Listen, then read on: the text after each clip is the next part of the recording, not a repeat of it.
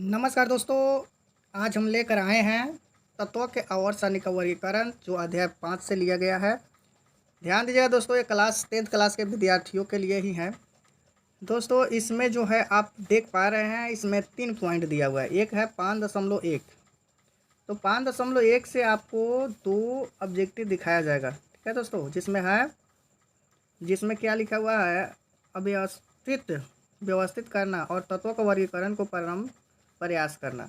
और 5.2 से आपको 3 ऑब्जेक्टिव बताए जाएंगे। ठीक है दोस्तों, और ये आधुनिक जो है आवर्त सारणी से आपको 40 ऑब्जेक्टिव बताए जाएंगे। तो कुल मिला के दोस्तों इस चैप्टर में 45 वीवीआई ऑब्जेक्टिव जो बताया जाएगा, जो अब परीक्षाओं में पूछा गया प्रश्न है।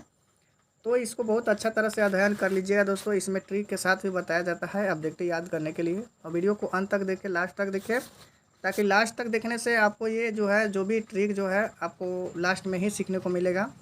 और बहुत सारे ट्रिक है जो आप एक बार देख लीजिएगा तो निश्चित तौर पर आपके दिमाग से बाहर नहीं जाएगा। ठीक है दोस्तों, अगर वीडियो को पहली बार देख रहे हैं तो चैनल को सब्सक्राइब कर लीजिए और बेल आइकन प्रेस कर लीजिए। और दोस्तों यहाँ से जो है रसायन का 1 चैप्टर से लेकर 4 चैप्टर तक ले जो है वीडियो को अपलोड कर दिया गया है। और वो सारे वीडियो को देखने के लिए आप टेलीग्राम चैनल पर भी जा सकते हैं, जो डिस्क्रिप्शन में आपका इसका लिंक दिया हुआ है।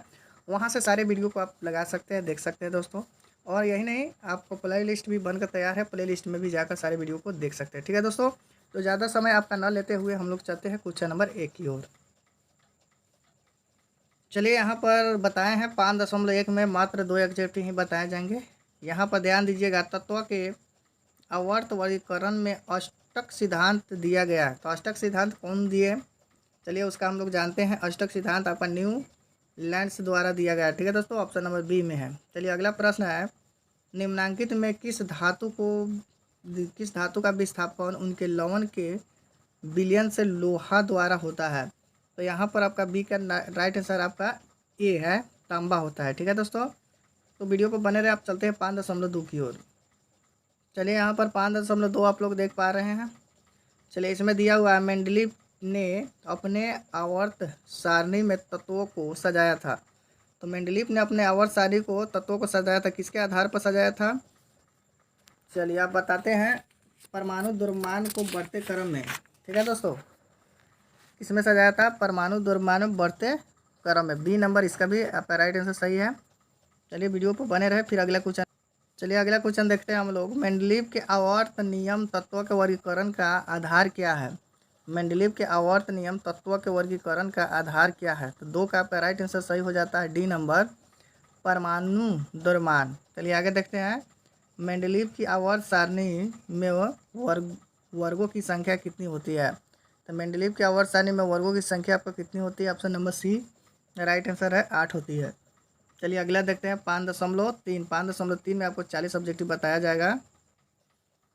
चलिए अब देखते हैं 5.3। 5.3 में यहाँ पर आपको ऑब्जेक्टिव जो है 40 ऑब्जेक्टिव का उत्तर आप लोग को देखने को मिलेगा। इसमें जो आधुनिक आवर्त सारणी के आधार पे है। आधुनिक आवर्त सारणी में वर्गों की संख्या होती है। आधुनिक आवर्त सारणी में वर्गों की संख्या कितनी होती है? तो आपको बता दें, वर्गों की संख्या आपको 18 होती है। कितनी होती है? 18 होती है, जो ऑप्शन नंबर बी है। उसके बाद दोस्तों, आधुनिक आवर्त सारणी में तत्व के वर्गीकरण के आधार है।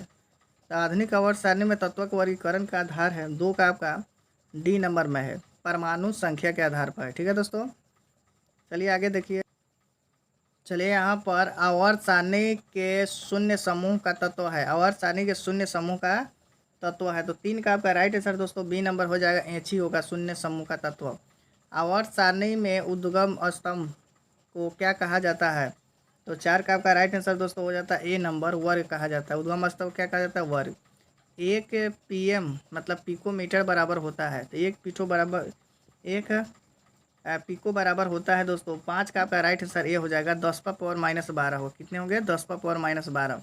आधुनिक आवर्त सारणी में क्षैतिज कतारों की संख्या कितनी होती है? तो आधुनिक आवर्त सारणी में क्षैतिज कतारों की संख्या जो होती है दोस्तों 7 होती है। कितनी होती है? 7 होती है। क्षैतिज कतारों की संख्या 7 होती है। चलिए आगे हम लोग देखते हैं, आधुनिक आवर्त सारणी में बाईं से दाईं ओर जाने पर परमाणु के साइज क्या होता है? बाईं से दाईं जाने पर परमाणुओं के साइज क्या होता है? तो 7 का आपका राइट आंसर दोस्तों बी हो जाता है, घटता है। ध्यान दीजिएगा, बाईं से दाईं जाने पर घटता है और दाईं से बाईं जाने पर क्या होता है, बढ़ता है। ठीक है, तो यहाँ पर क्या कर रहा है, बाईं से दाईं जाने पर मतलब बायां से दाहिना जाएगा तो घटेगा। ठीक है दोस्तों, चलिए आगे हम लोग देखते हैं क्वेश्चन नंबर 7 में। किसी भी कोष में इलेक्ट्रॉनों की अधिकतम संख्या, किसी भी कोष में इलेक्ट्रॉनों की अधिकतम संख्या होती है तो यहाँ पर 2n² होता है। ठीक है दोस्तों, यहाँ से आप लोग जितने भी इलेक्ट्रॉनिक विन्यास का जो कक्ष जो होते हैं वो सारे के सारे आप लोग ज्ञात कर सकते हैं।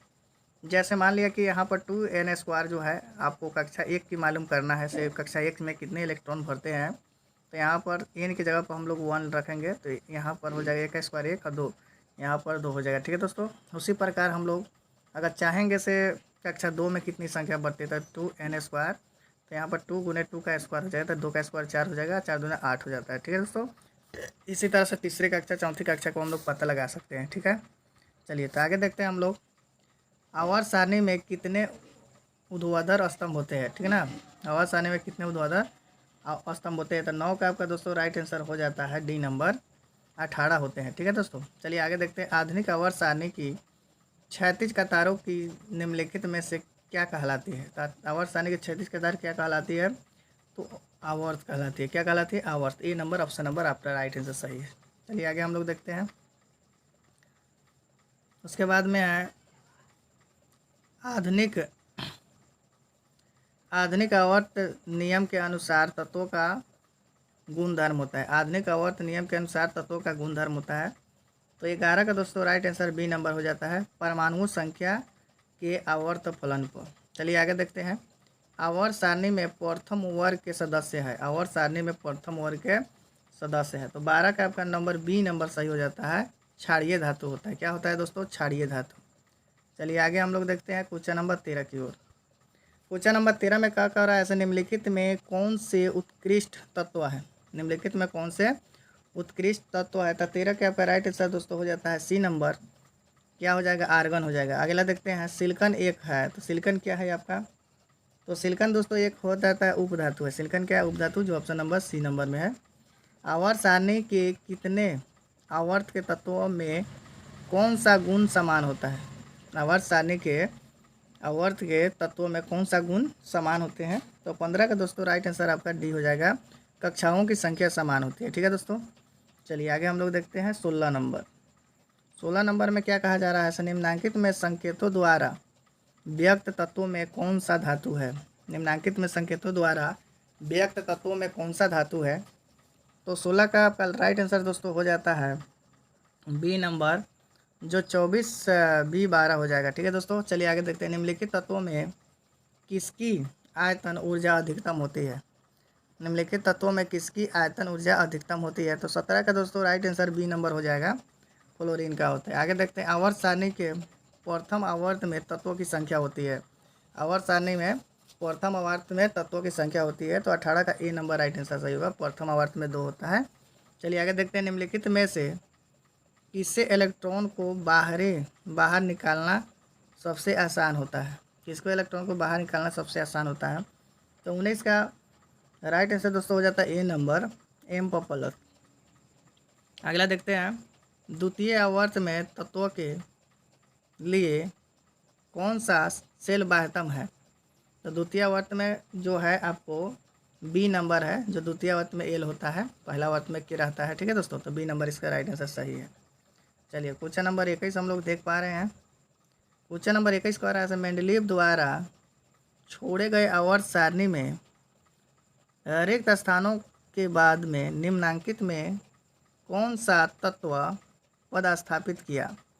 तो जो मेंडलीव ने अपने आवर्त सारणी में कुछ ऐसे भी तत्वों के लिए छोड़ दिए थे जो रिक्त स्थान थे, तो उसमें कौन सा तत्वों को भरा गया। 21 का आपका राइट आंसर ये है, जो गैलीलियम भरा गया। ठीक है ना, आगे देखते हैं। आवर्त सारणी के प्रत्येक आवर्त का अंतिम सदस्य होता है, तो प्रत्येक आवर्त सारणी के प्रत्येक आवर्त के अंतिम जो सदस्य जो होता है दोस्तों, 22 का आपका राइट आंसर सी नंबर हो जाएगा, एक निष्क्रिय गैस होता है जो 18वें समूह में रहता है। ठीक है दोस्तों, चलिए यहाँ पर देखिए। किसी भी तत्व में 2 सेल है और दोनों ही इलेक्ट्रॉनों से पूर्णतः भरे होते हैं, तो 2 सेल है, दोनों पूर्णतः इलेक्ट्रॉनों से भरे होते हैं, तो उसको हम लोग क्या कहते हैं। 23 का आपका राइट आंसर दोस्तों हो जाता है ए नंबर, नियॉन होता है। ठीक है दोस्तों, चलिए आगे हम लोग देखते हैं।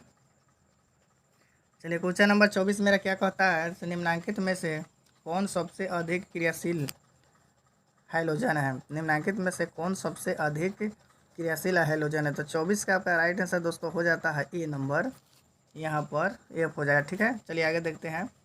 सल्फर के संयोजी सेल में इलेक्ट्रॉनों की संख्या होती है।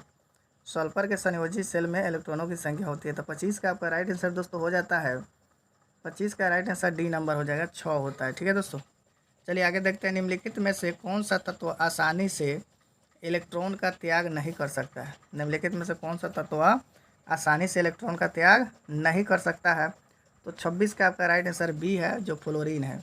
चलिए आगे देखते हैं। आवर्त सारणी में कितने आवर्त होते हैं। आवर्त सारणी में कितने आवर्त होते हैं। तो 27 का राइट आंसर ए नंबर हो जाएगा। ठीक है दोस्तों, आगे देखते हैं। बोरॉन एवं एल्युमिनियम आवर्त सारणी के किस वर्ग के तत्व है। बोरॉन एवं एल्युमिनियम आवर्त सारणी के किस वर्ग के तत्व है। तो 28 का दोस्तों हो जाता है आपका राइट आंसर, 28 का राइट आंसर दोस्तों हो जाता है सी नंबर हो जाएगा। क्या हो जाएगा, सी नंबर, जो 13। चलिए आगे देखते हैं।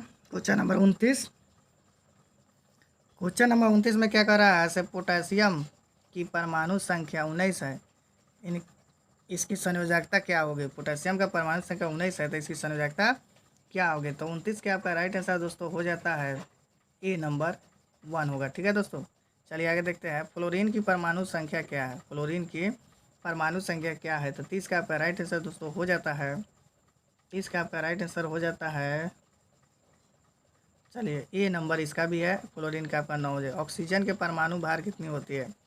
तो ऑक्सीजन का परमाणु भार जो दोस्तों हो जाता है, ऑप्शन नंबर सी है, ऑक्सीजन के 8 होता है परमाणु भार। ठीक है दोस्तों, चलिए क्वेश्चन नंबर हम लोग 32 देख पा रहे हैं। क्वेश्चन नंबर 32 में क्या कह रहा है, तो यहाँ पर बोरोन की परमाणु भार क्या है। तो बोरोन की परमाणु भार क्या है, इसको आप लोग को याद करना है। तो बोरोन की परमाणु भार दोस्तों होता है 32 का आपका राइट आंसर दोस्तों हो जाएगा बी नंबर हो जाएगा। क्या हो जाएगा, बी नंबर, बी नंबर 32 का हो जाएगा, यहाँ पर 11 होता है। ठीक है दोस्तों, चलिए आगे देखते हैं। उसके बाद में क्या कर रहा है, कार्बन आवर्त सारणी के किस वर्ग का सदस्य है। कार्बन जो है आवर्त सारणी के किस वर्ग का सदस्य है। तो 33 का आपका राइट आंसर डी हो जाता है, 14वें वर्ग का है। ठीक है दोस्तों, चलिए आगे देखते हैं। आधुनिक आवर्त सारणी में दाईं से बाईं जाने पर परमाणुओं का आकार क्या हो जाता है। तो 34 का आपका राइट आंसर दोस्तों हो जाता है ए नंबर, बढ़ता है। यहाँ पर ध्यान दीजिएगा, सोडियम की परमाणु संख्या कितनी होती है। तो सोडियम की परमाणु संख्या 11 होती है, ऑप्शन नंबर सी है। चलिए आगे देखते हैं। 36 में क्या कर रहा है, सो मैग्नीशियम के परमाणु संख्या 12 होती है, इसकी संयोजकता कितनी होती है। तो मैग्नीशियम की संयोजकता कितनी होती है, 2 होती है। ठीक है दोस्तों, चलिए आगे देखते हैं। आवर्त सारणी में किसी समूह के सभी तत्वों की संयोजकता होती है। तो सभी तत्वों की संयोजकता क्या होती है। 37 का आपका राइट आंसर दोस्तों हो जाता है ए नंबर, समान होती है। ठीक है, चलिए आगे देखते हैं। आवर्त सारणी के तृतीय वर्ग में तत्वों की संख्या कितनी होती है।